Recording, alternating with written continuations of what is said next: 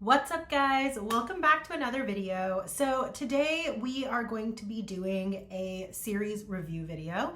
For those of you that are new here, my name is Jaya. I talk about all things books on this channel, so if that sounds like it's your vibe, definitely consider sticking around. For those of you that are returning, thank you for being a part of the bookish community. It means so much to me to have a platform to be able to talk about books. It's an unhealthy obsession really that I have, both from a collector's mentality as well as from an obsessive reading personality. But I love it and I enjoy it, and it's just so nice to be able to share that passion with everybody. That being said, today we are going to be reviewing one of my favorite authors of all time. I am also lighting a candle because I realized I hadn't done that yet. So this one is one of my old school favorites. I haven't had this candle in years. I think the last time I owned this candle was back when I was still in undergrad, and I'm a long time since that phase of my life. But I saw this and I felt nostalgic. So this is the Marshmallow Fireside, which is one of my absolute favorite candles. So we have that going in the corner for us over here, which I'm very excited about. And then the other little goodie that I wanted to show you guys. So over Christmas, if you guys did watch that, what I got for Christmas video, one of my friends, she's so sweet. She sent me an entire box of goodies from Amazon that is for book lovers. And so I am using the little cup that she gave me to drink my decaf coffee because it is nighttime, but I was feeling a coffee. So we have done the Just One More Chapter glass that she gave me. So thank you so much, Olivia. I appreciate it. It's so cute and I love it. And we have mixed that with a sugar-free brown cinnamon sugar syrup. So feeling that vibe. And then we also have our handy dandy water because then, you gotta hydrate. So if you see me sipping here and there, that's what's going on. Outside of that, no major changes or news about anything else. So without further ado, let's jump into the video. So the series that we are reviewing today is honestly a new all-time favorite of mine. This is a 5-star series for me, and that is the Beartown series by Fredrik Backman. Like, let me just say, this series is phenomenal. If you're looking for something that makes you think, that really speaks to what society is and what society has become, this is your book. It is so amazing how well Fredrik Backman is able to capture the feelings of teenagers, youngsters, children, parents, adults who are kind of like leaving their legacy behind and passing it on to others, different roles within a community, whether it be a politician, whether it be a teacher or a janitor, just talks to so many different people. This book is basically following the story of Beartown. Beartown is a small town, kind of remote, no one really knows about it, a little bit of a touristy-ish destination if you're passing through. Lots of patriotic love towards this town. Like, I mean, the inhabitants love Beartown, and the main thing that everyone knows about Beartown is it's a hockey town. So everyone loves hockey in this book. So basically, the stars of the book are the hockey team. Everyone wants to see them be successful. Everyone wants to see their careers progress. Everyone wants to see them win the tournament in order to move forward in their careers. We have players in this book who are so good that they do actually make it to the NHL later on. So definitely a hockey town. Now, in the midst of all this, the reason this book is really exploring emotions is because it just so happens that one of our hockey celebrities also happens to be a misguided young man, and he ends up raping one of the girls in this book. And that is the tragic truth of this book. The book basically follows this incident occurring, and then what happens to the family and the victim after this situation has occurred, how the town responds when it's brought to light. It is an overwhelmingly heartfelt book. You get perspectives from both the offender as well as the victim.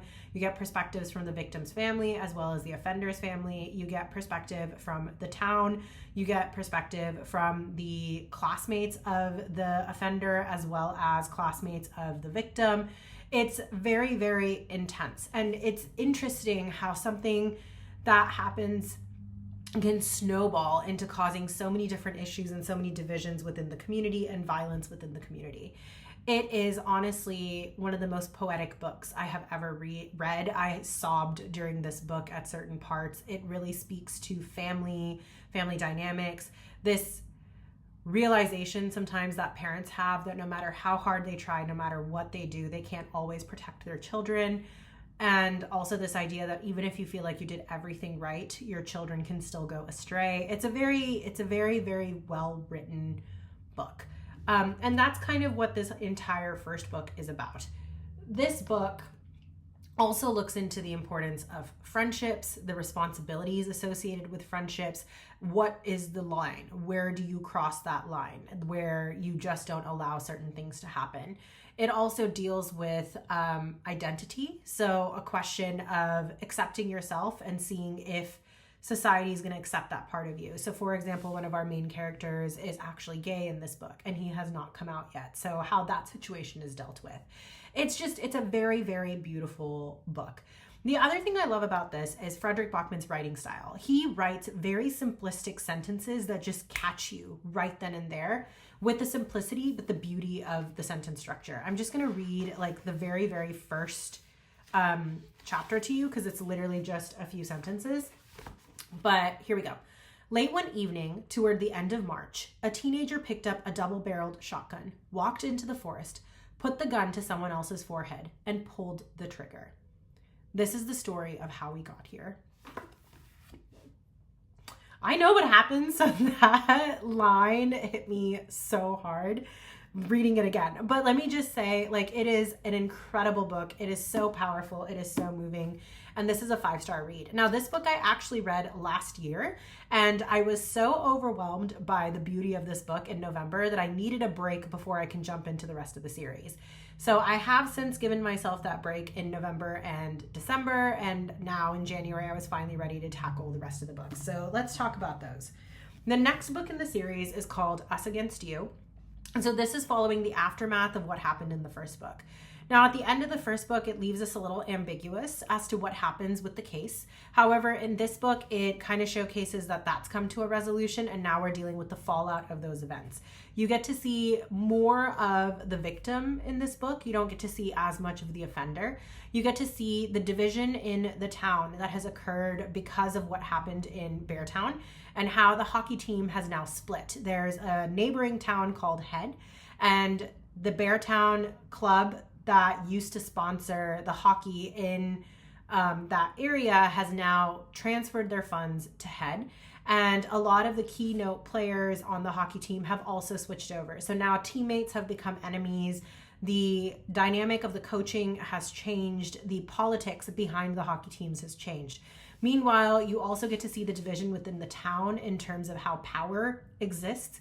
You have your white collars who are doing their thing. You have your politicians who are running for office and using this to their advantage. And then you also happen to have the in-city, I would call them kind of like the thug gang group, but they're not really like terrible people. They don't use violence willy-nilly, but they can be violent. But their purpose there is to basically say, we are here for Beartown. We support Beartown. Beartown is ours. How dare you try to take it from us? Like that kind of vibe. So a lot of different components of Us Against You. You see that between the boys who are on the hockey team versus the adults facing this political mess that's been created versus the dynamic of seeing the victim and her relationships change. You see like friendships being torn apart. You get to see like the aftermath of this happening to her, how it affects her little brother, how it affects her parents. So it's a lot of shifting dynamics in terms of our characters, and they continue to develop through this journey of what they're going through in the aftermath of what happened in Beartown. This book is also extremely emotional. I think the hardest part of this book was the death that happens at the end of this book. I will say that someone dies in this book, someone who's crucial to the plot of the storyline. That death was very, very painful to read. But I do also think that it was written very beautifully. And again, you kind of get to see that storyline progress, and you get to continue to see these characters develop, and you fall even more in love with a lot of these characters as you progress through these books. Next book, oh, and this was a 5-star. They're all 5 stars, just putting that out there. They're all 5-star reads for me. They were all excellent. And when I say 5 stars, I mean 5 out of 5 stars. Like, they're beautiful books. They're very emotional. They're a different kind of 5-star than a lot of the other books that I have rated on this channel. I have read a lot of romantasy that I have rated. I have rated a lot of like romance on this channel. I've rated I usually don't rate memoirs, but if something stands out to me substantially, I will sometimes say, oh, this was a 5-star read, because I don't think I have the right to give a memoir anything lower than that. Just because it doesn't necessarily hit home with me or it wasn't my favorite memoir does not take away from the fact that this happened to someone. So just putting that out there. There are also some nonfiction, very, very, very rarely that I read that I have sometimes given 5 stars.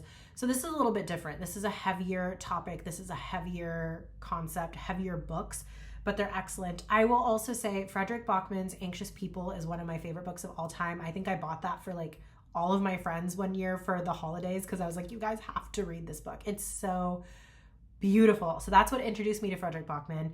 And then I know A Man Called Ove is also a very popular read of his. So if you like his writing style, he has some really great books out there. But this series also hit home. It was exactly what I was expecting it to be. It's also 5 stars. The Winners is the last book in this series, and this one is probably the most devastating. It's also the most thick. This is a 600 and something odd page book. To be exact, it is 670 pages. So this is a 670 page book, and I finished it in a day. That's how good this book was. It was amazing. I worked that day too. So I was listening to it for a little bit while I was working, and I was so invested in this book that I did not even do work as soon as I came home in terms of notes and stuff like that. I literally just sat in that chair, put a candle on, put some mood music on, and finished this book. And I was sobbing like a baby by the time I finished this book, but it was so beautiful, so worth the read. This book is incredible. This book is basically following the story of another boy who lost his sister to a rape crime. So basically this woman had undergone a similar situation as our first victim in the first book. However, in her case, her family didn't support her. They didn't recognize her. She ends up running away, getting out of the town, but in order to numb the pain, she gets into the wrong crowd. She ends up dying. And so the younger brother is basically the one that's carrying the burden of this. It's a very, very intense book. And it's incredible how a single act of violence can spiral so quickly out of hand. Characters pass away in this one as well. This is also a very overwhelming book. This book is literally the antithesis of the first book. It basically shows like what can happen if someone is not there to support you after you deal with a traumatic event in your family, and how that can spiral rage and lead you to making decisions that are reckless and may potentially cause harm to yourself and others without thinking it through. The best way I can describe this book, for those who have read Harry Potter, it's basically just like the juxtaposition of looking at Harry versus Voldemort, in the sense that it is very clear that they have a lot of similarities, a lot of tragedies in their lives that are very, very similar. However, because of who Harry had around him and how he grew up versus how Voldemort was growing up as a child, you can see that one of them ends up in positions where he's making choices that are still reckless but more positive and filled with love, and then you have another one that's making decisions based on a need for power and hate and fear. So that's a similar concept in this book. It is a beautiful book. The book end had me bawling like a baby, like literally like a baby. This book was excellent. Honestly, most books that can make me cry, they're going to be rated pretty high for me. So another 5-star read for me. This was absolutely excellent. Would definitely recommend this book. And that brings me to the conclusion of this series. So if this has been on your shelf and you have been considering it, I hope this review helped. I definitely think they are worth the read. I think they're a beautiful series. For those who have read it before, please let me know what your thoughts were, because I absolutely adore this series. And then for those of you that are, have never read Frederick Bachman, if you feel like this might be a little too much for you, if the trigger warnings are a little too intense for you, then definitely do suggest looking into other books by him as well. Overall, all I can say is this was definitely a 5-star read series for me, and I hope that if you guys had any questions, they are answered. Please feel free to leave me any comments below. I'm always happy to answer questions. And once again, thank you so much for being here. If you're new here and you enjoy this content, I put out videos every Wednesday and Sunday. I love bookish related content with a little sprinkling of randomness here and there. If that sounds like it's up your alley, definitely consider hitting that subscribe button and that notification bell. For those of you that are returning, once again, thank you so much for being here. It means so much to me, and I can't wait to continue doing all things books with you guys. Until next time, bye guys.